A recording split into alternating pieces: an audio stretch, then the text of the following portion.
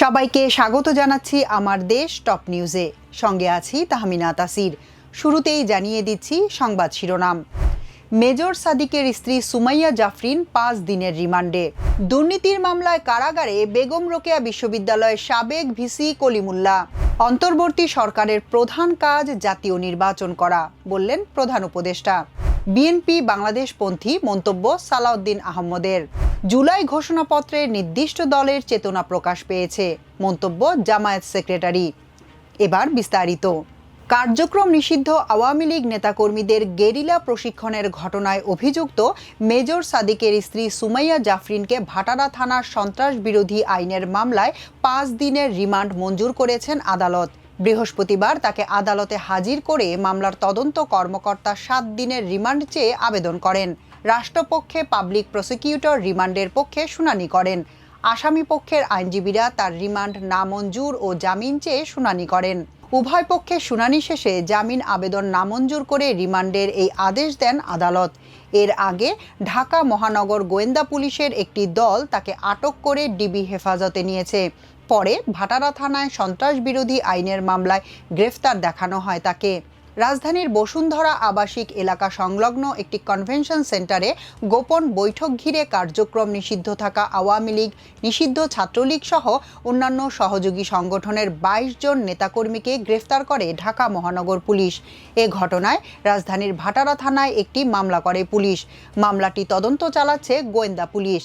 গত 1 August ISPR জানায় 17 জুলাই অভিযুক্ত সেনা কর্মকর্তাকে তার নিজ বাসস্থান রাজধানীর উত্তরা এলাকা থেকে আটক করে সেনা হেফাজতে নেওয়া হয়। ঘটনাটি সুষ্ঠু ও নিরপেক্ষ তদন্তের লক্ষ্যে এরই মধ্যে একটি তদন্ত আদালত গঠন করা হয়েছে এবং প্রাথমিক তদন্তে অভিযোগের সত্যতা পাওয়া যায়। পূর্ণ তদন্ত শেষ হওয়া সাপেক্ষে প্রাপ্ত তথ্য প্রমাণের ভিত্তিতে ওই সেনা কর্মকর্তার বিরুদ্ধে সেনাবাহিনীর প্রচলিত আইন ও বিধি অনুযায়ী যথাযথ শাস্তিমূলক ব্যবস্থা নেওয়া হবে। এ বিষয়ে বাংলাদেশ পুলিশ ও অন্যান্য আইনশৃঙ্খলা রক্ষাকারী সংস্থার সঙ্গে প্রয়োজনীয় সমন্বয় করা হচ্ছে। বেগম রোকেয়া বিশ্ববিদ্যালয়ের উন্নয়ন কাজের অর্থ আত্মসাতের অভিযোগে দুদকের করা মামলায় প্রতিষ্ঠানটির সাবেক ভিসি নাজমুল আহসান কলিমুল্লাহকে কারাগারে পাঠানোর আদেশ দিয়েছেন আদালত। এদিন দুর্নীতির মামলায় তাকে আদালতে হাজির করা হয়। এরপর কলিমুল্লাহকে কারাগারে আটক রাখার আবেদন করে দুদক। আসামি পক্ষের আইনজীবীরা তার জামিন চেয়ে শুনানি করে। দুদকের পাবলিক প্রসিকিউটর জামিনের বিরোধিতা করে যুক্তি উপস্থাপন করেন। উভয় পক্ষের শুনানি শেষে আদালত তার জামিনের আবেদন নামঞ্জুর করে কারাগারে পাঠানোর আদেশ দেন। একই সঙ্গে তাকে কারাবিধি অনুযায়ী ডিভিশন দেওয়ার আদেশ দেন বিচারক। এর আগে বৃহস্পতিবার দুপুর 12:10 রাজধানীর মোহাম্মদপুর এলাকা থেকে সাবেক উপাচার্য ডক্টর নাজমুল আহসান কলিমুল্লাহকে গ্রেফতার করে গোয়েন্দা পুলিশ। এর আগে গত 18 জুন বেগম রোকেয়া বিশ্ববিদ্যালয়ের বিশেষ উন্নয়ন প্রকল্পে অনিয়ম ও দুর্নীতির অভিযোগে সাবেক উপাচার্য কলিমুল্লাহ সহ 5 জনের বিরুদ্ধে মামলা করে দুদক। মামলার অভিযোগে বলা হয়েছে, আসামিরা পরস্পর যোগসাজশে অপরাধজনক বিশ্বাসভঙ্গ ও ক্ষমতার অপব্যবহার করে বিশ্ববিদ্যালয়ের অনুমোদিত ডেভেলপমেন্ট প্রজেক্টের প্রপোজাল উপেক্ষা করে নকশা পরিবর্তন করেছেন। এছাড়া 30 কোটি টাকার অধিক মূল্যের চুক্তি মন্ত্রণালয় বা বিভাগের অনুমোদন ছাড়া সম্পাদন করেছেন। এজাহারে আরও বলা হয়েছে, প্রথম পরামর্শক প্রতিষ্ঠানের দেওয়া নকশা না মেনে সরকারি ক্রয় বিধিমালা লঙ্ঘন করে দ্বিতীয় একটি পরামর্শক প্রতিষ্ঠান নিয়োগ দেওয়া হয়। প্রধান উপদেষ্টা ডক্টর মোহাম্মদ ইউনূস বলেছেন, অন্তর্বর্তী সরকারের দ্বিতীয় অধ্যায়ের প্রথম ও প্রধান কাজ হল আসন্ন ত্রয়োদশ জাতীয় সংসদ নির্বাচন সুষ্ঠুভাবে সম্পূর্ণ করা। বৃহস্পতিবার সচিবালয়ে উপদেষ্টা পরিষদের বৈঠক শেষে সাংবাদিকদের একথা জানান প্রধান উপদেষ্টার প্রেস সচিব শফিকুল আলম। প্রেস সচিব বলেন, বৈঠকে প্রধান উপদেষ্টা বলেছেন, গত 5 আগস্ট অন্তর্বর্তী সরকারের প্রথম অধ্যায় শেষ হয়েছে। এরপর দ্বিতীয় অধ্যায় শুরু হয়েছে। প্রধান উপদেষ্টাদের উদ্দেশ্যে বলেন, নির্বাচন যেন সুষ্ঠু, নিরপেক্ষ এবং উৎসবমুখর পরিবেশে অনুষ্ঠিত হয় তা নিশ্চিত করাই এখন সরকারের প্রধান দায়িত্ব।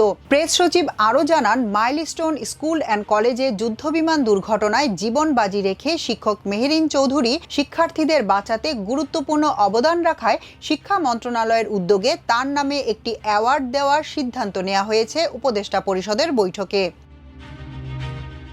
দক্ষিণ বা উত্তরপন্থী নয়, বিএনপি বাংলাদেশপন্থী বা মধ্যমপন্থী দল বলে মন্তব্য করেছেন দলটির স্থায়ী কমিটির সদস্য সালাউদ্দিন আহমদ। বৃহস্পতিবার রাজধানীর গুলশানে নিজ বাসায় সাংবাদিকদের সাথে মতবিনিময়কালে একথা বলেন তিনি।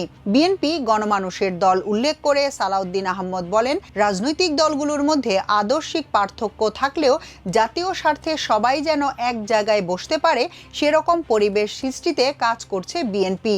এজন্য সকল পন্থার সাথে আলোচনা করা হচ্ছে। সরকারের কাছে আরও বেশি প্রত্যাশা ছিল জানিয়ে তিনি বলেন, নানা বাধা বিপত্তি উপেক্ষা করে যা অর্জন করেছে এর বেশি হয়তো সম্ভব ছিল না, তবে জাতির আশা আরও বেশি ছিল। সরকার যথাযথ সময়ে যথাযথ পদক্ষেপ নিতে বিভিন্ন সময়ে ব্যর্থ হয়েছে।